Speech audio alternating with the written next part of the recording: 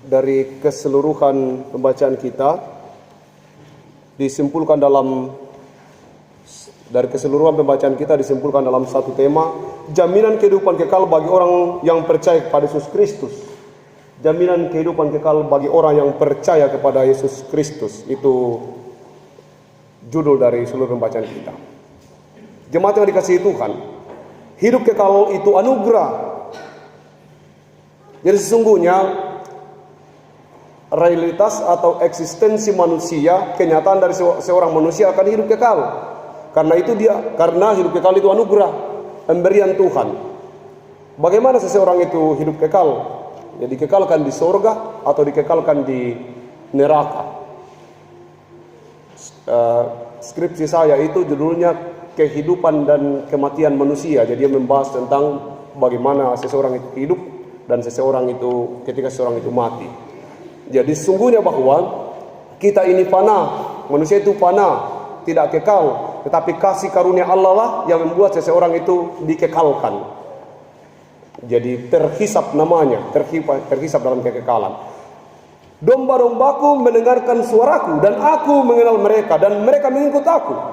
Dan aku memberikan hidup yang kekal kepada mereka dan mereka pasti tidak akan binasa selama-lamanya dan seorang pun tidak akan merebut mereka dari tanganku. Pasti tidak binasa dan seorang pun tidak dapat merebut mereka dari tanganku. Bapakku yang memberikan mereka kepadaku lebih besar daripada siapapun, lebih besar dari tangan siapapun, lebih kuat dari tangan siapapun, dan seorang pun tidak dapat merebut mereka dari tangan Bapakku. Tangan terdekat dalam kehidupan kita itu adalah tangan Tuhan. Yang lain itu jauh. Jadi tangan terdekat dalam kehidupan kita adalah tangan Tuhan. Jadi pada saat kita jatuh, tangan yang pertama datang menolong itu tangan Tuhan. Sehingga itu yang harus diusahakan. Bacaan kita ini sebenarnya latar belakangnya adalah peristiwa pada tahun 1975 Masehi, ketika Raja Syria Antiochus Epiphanes memerintah. Terjadi pelanggaran yang luar biasa. Bait suci menjadi tempat yang tidak lagi kudus, tetapi menjadi tempat yang ditempati untuk melakukan hal-hal yang tidak kudus. Nanti pada tahun 1964 baru kemudian saudara dari Antiochus itu muncul, kemudian merebut kekuasaan, namanya Yudas Makebus. Yudas Makebus itu merebut kekuasaan dan melakukan pembersihan terhadap gereja itu. Itulah sebenarnya dalam bacaan ini kita sedang mendengarkan bahwa ada proses pentabisan bait suci atau proses pembersihan atau proses penyucian mesbah atau hari raya yang disebut dengan hari raya Hanukkah. Itu yang terjadi waktu itu. Nah,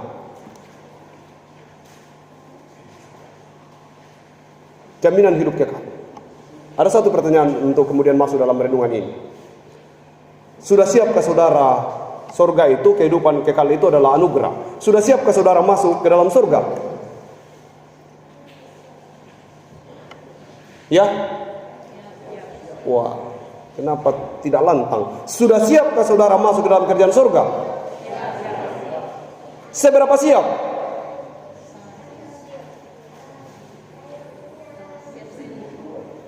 Atau sesiap apa?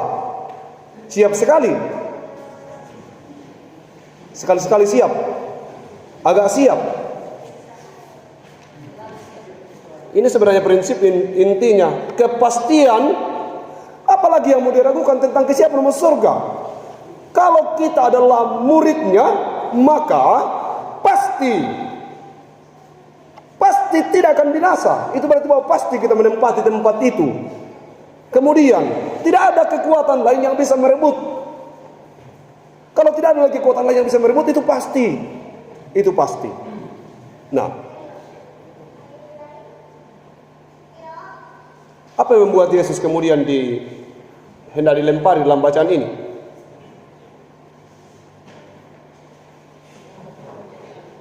Karena dianggap menghujat Allah, bukan karena pekerjaan-pekerjaannya, tetapi karena ungkapan yang mengatakan dia adalah anak Allah. Kenapa kepastian masuk surga menjadi hal yang pudar? Kenapa kita tidak berani untuk berkata meraju tahu. Jujur saja begitu. Sekelompok orang meraju untuk memastikan bahwa dirinya masuk surga. Bahkan ada yang tidak berani untuk berkata bahwa saya pasti masuk surga. Kenapa? Dia bilang, ya bagaimana saya masuk surga? Ya iya, sudah pasti Anda tidak masuk surga. Kalau Anda merasa bahwa Anda tidak pasti, sesuatu yang membuat seseorang itu yakin, kepastian itu yang kemudian mendorong seseorang untuk memastikan dirinya. Semua orang yang berkata, ya belum tentu, maka belum tentu. Kalau Anda sendiri tidak menjamin diri Anda untuk masuk surga dengan keyakinan Anda, maka demikianlah sebenarnya bahwa jaminan kehidupan kekal itu tidak menjamin kehidupan Anda. Jaminan itu tidak membuat Anda terjamin. Kalau kita merasa bahwa tidak terjamin dengan menerima Yesus Kristus sebagai Tuhan dan Selamat kita, maka kita merasa bahwa tidak pasti ini, karena kita tidak merasa bahwa terjamin. Ini yang prinsip. Bagaimana kita merasa bahwa ketika saya menerima Tuhan Yesus Kristus, maka saya terjamin dengan itu. Pasti ini sudah tanah saya. Kenapa? Jaminannya adalah sertifikat. Keyakinan itu yang membawa Anda bisa sampai ke pengadilan manapun, PK dan seterusnya, bahkan ke Mahkamah Agung, untuk kemudian memperjuangkan, karena betul-betul Anda yakin bahwa jaminan bahwa ini tanah-tanah milik saya. Sehingga dengan begitu jaminan itu yang mendorong Anda untuk berjuang sampai titik darah penghabisan. Jaminan kehidupan kekal, yaitu Yesus Kristus. Tetapi malu dan takut orang. Bahkan ada pendeta yang berkata, ya saya saja pendeta, belum tentu. Bagaimana kalau sudah merasa bahwa saya sendiri pendeta? Tidak tentu. Bagaimana membuat yang lain tentu? Harus kita meyakinkan diri bahwa pasti. Untuk itulah maka malu kita melakukan yang tidak benar. Kalau kita sudah menerima Yesus Kristus sebagai Tuhan dan Selamat. Ingat hal ini. Ada banyak orang yang datang bergereja, bersekutu, karena adanya waktu luang. Ada banyak orang datang bersekutu, atau ada banyak orang bersekutu karena waktu luang. Kalau ada waktunya luang, maka dia bersekutu. Tapi tidak meluangkan waktu. Tidak meluangkan waktu itu adalah memang memberi waktu khusus. Terlalu capek rasanya kalau beribadah. Kelihatan orang yang capek sekali, tidak mampu bikin apa-apa. Dalam persekutuan dia datang formalitas saja. Tapi sungguhnya dia tidak mempersiapkan waktu yang prinsip. Karena sebuah keyakinan bahwa dia sudah pasti diselamatkan.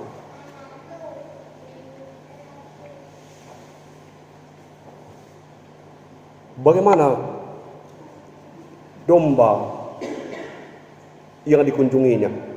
Dia katakan begini, kamu tidak bisa diselamatkan karena kamu bukan dombaku. Kau tidak bisa dengar suaraku. Waktu saya masih kecil dulu, di kampung saya itu, nenek saya punya kerbau. Ya, cukup banyak. Tapi dia ditempatkan di suatu tempat di sebuah gunung, ada beberapa gunung, kemudian disebut dalam bahasa daerah disebut pasang. Dia hanya beberapa tempat ditutup agar dia tidak bisa keluar selama musim tanam sampai kepada musim panen. 1 tahun 1 kali kerbau-kerbau itu harus dikeluarkan lalu kemudian dibawa ke sawah untuk bekerja. Nenek saya itu mengajak dan mengajari saya teknik untuk mengurus kerbau itu. Jadi dia kalau pergi, dia sudah lihat jejak kerbau, dia sudah kasih tahu, oh 3 hari yang lalu kerbau itu ada di sini. Dan kemungkinan besar dia ada di tempat ini, maka dia harus ke sana. Dan dia sudah tahu, oh ini baru 2 hari yang lalu, ini baru tadi. Dengan begitu dekat. Kalau sudah dapat yang jalan baru tadi, dia sudah mulai teriak dengan suara yang khas, maka kerbau itu akan datang. Lalu dia mengajari kepada saya, Empo, kamu juga teriak, coba teriak juga. Kenapa saya harus teriak, nenek? Supaya dia juga mengenal suaramu. Suatu hari nanti kau yang akan melanjutkan pekerjaan ini. Syukur karena kerbau sudah tidak ada, jadi pekerjaan itu tidak lanjut lagi. Dan dia mengajari saya supaya teriak, supaya suara saya juga dikenal kerbau-kerbau itu. Dan setiap dia berteriak, maka kerbau yang mendengarkannya itu akan datang. Lalu kemudian diberilah air garam dalam lampa. Dia selalu gendong-gendong itu. Dia berilah air garam itu. Yang saya mau katakan di situ bahwa kerbau-kerbau itu mengenal suaranya. Sehingga dengan begitu pada saat suaranya didengar oleh kerbau-kerbau itu, maka kerbau itu akan datang. Itu yang pertama, ketika mendengar suaranya. Yang kedua, mengikut. Ada banyak orang mendengar suaranya tapi tidak mengikut. Dengar suaranya lalu mengikut aku. Mengikut itu tidak gampang. Ternyata untuk menceritakan bagaimana itu mengikut, tidak salah kalau kemudian Tuhan katakan, ikut aku dan pikul salib. Kenapa harus pikul salib Tuhan? Tidak cukupkah kalau kami ikut saja? Ternyata harus pikul salib. Tidakkah kemudian ini salib lah yang membuat kita ini akhirnya tidak setia mengikut? Terlalu berat salib ini. Oh tidak. Ceritanya seperti ini. Mengapa harus pikul? Kalau sudah dengar suaranya lalu ikut dia, tapi kita harus pikul salib. Itu kalau orang pikul gabah, kalau orang berjalan dengan memikul beban yang serius,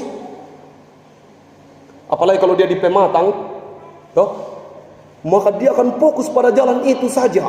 Kemana yang di depan berjalan, ke situlah dia berjalan. Tapi kalau tidak ada beban, santai.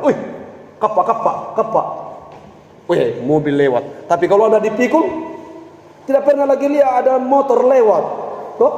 Tidak ada lagi tukang ojek lewat. Kalau pikul beban, fokus pada beban itu, fokus pada salib itu. Yang dikerja adalah memikul salib. Salib menjadi alat untuk membentengi kita, tidak melihat kemana-mana, tidak menonton sinetron sambil jalan, tidak ambil gambar dan seterusnya, tapi benar-benar fokus pada perjalanan itu. Itulah maksud dari Tuhan meletakkan salib di atas pundak kita, supaya kita tidak mengintip tetangga yang sedang mandi. Kira-kira begitu. Nah, jemaat yang dikasihi Tuhan, mengikut Tuhan itu dengan memikul salib, motivasinya bukan menyiksa, tapi tujuannya adalah agar kita fokus kepada tujuan itu. Perbuatan Allah dalam Yesus Kristus sudah jelas bahwa hidup kekal itu bukan usaha manusia. Hidup kekal itu adalah pemberian dari Tuhan. Sehingga dengan begitu semua orang berhak menerima kehidupan kekal itu. Tergantung apa kita mau hidup kekal dalam surga atau hidup kekal di dalam neraka. Itu menjadi pilihan kita. Sekiranya firman Tuhan memampukan kita untuk mengakui bahwa Yesus Kristus adalah Tuhan dan Juru Selamat. Dan bagaimana kita melihat bahwa Dia adalah Tuhan dan Selamat dalam pekerjaan-pekerjaan yang Dia lakukan untuk menyelamatkan dunia dan isinya. Orang pilihannya pasti mendengar suaranya, dan ketika dia mendengar suaranya, maka dia akan mengikutnya.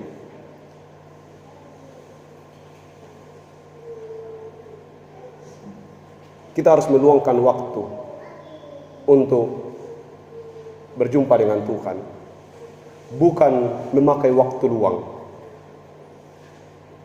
Ada banyak orang yang datang kepada Tuhan dengan menggunakan waktu yang luang. Mari sekarang belajar bahwa jaminan hidup kekal di dalam Yesus Kristus harus menjadi hal prinsip dalam hidup kita. Untuk itu kita harus meluangkan waktu memelihara hidup kekal itu. Kepastian bahwa kita masuk surga ya pasti.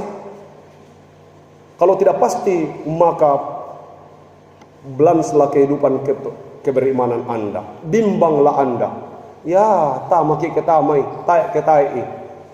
Kalau sudah begini prinsip, maka saya katakan 90% tidak masuk. Karena yang membuat kita masuk adalah kepastian, jaminan kepastian bahwa kita sudah menerima Yesus Kristus sebagai Tuhan dan Juru Selamat. Bersamaan dengan itu, maka pasti, ini bukan kata saya, ini kata Alkitab, aku memberi hidup yang kekal kepada mereka, dan mereka pasti tidak akan binasa sampai selama-lamanya. Kalau begitu ini pasti, kenapa kita meragukannya? Kalau kita meragukannya berarti kita sebenarnya sedang meragukan ketuhanan dan penebusan Yesus Kristus. Lalu sesudah kita katakan pasti, pasti katanya menurut Alkitab. Kalau sudah pasti bahwa itu, ada kalimat berikutnya yang menyusul bahwa tidak seorang pun yang akan merebut mereka dari tanganku. Kalau sudah pasti dan tidak ada lagi yang merebut, itu berarti bahwa 100%. Lalu selanjutnya, Bapakku yang memberikan mereka kepadaku. Perjumpaan kita dengan Tuhan bukan kebetulan, tapi itu providensia, predestinasi. Predestinasi itu pilihan. Kita ini orang dipilih, bukan orang kebetulan, dipilih. Sehingga dengan begitu kalau kita dipilih, bacaan kemarin dalam Yeskiel itu, Yeskiel dipilih di tengah segala kesulitan, dipakuku, dipaksa dikasih makan firman. Makan firman itu. Ketika dia makan firman itu di ayat di pasal yang kedua, dia kemudian melakukan tugasnya. Beda dengan Yesaya. Yesaya itu diundang dengan sangat halus, siapakah yang akan kuutus?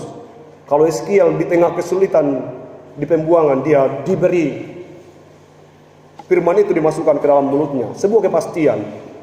Demikian juga kita. Bapakku yang memberikan mereka kepadaku, Bapa yang memberikan kita kepada Yesus Kristus. Kita ini yang diberikan, kita ini dipilih. Bukan karena kebetulan, tapi dipilih secara khusus. Lebih besar daripada siapapun, termasuk apapun. Dia lebih besar dari siapapun, termasuk apapun. Dan tidak seorang pun yang dapat merebut mereka dari tangan Bapa. Itu kita. Tidak ada hal apapun yang bisa merebut kita dari tangan Tuhan. Sekarang yang harus kita katakan adalah jaminan hidup kekal. Bahwa Yesus Kristus adalah Tuhan dan Juru Selamat. Pasti. Dan itu yang akan membuat kita yakin bahwa kita masuk dalam kekekalan, yaitu surga. Selamat membuktikan bahwa Anda mendapat jaminan, garansi untuk hidup yang kekal. Tuhan memampukan kita melakukan mengerjakan bukti-bukti dari kehidupan yang sudah diselamatkan itu. Amin.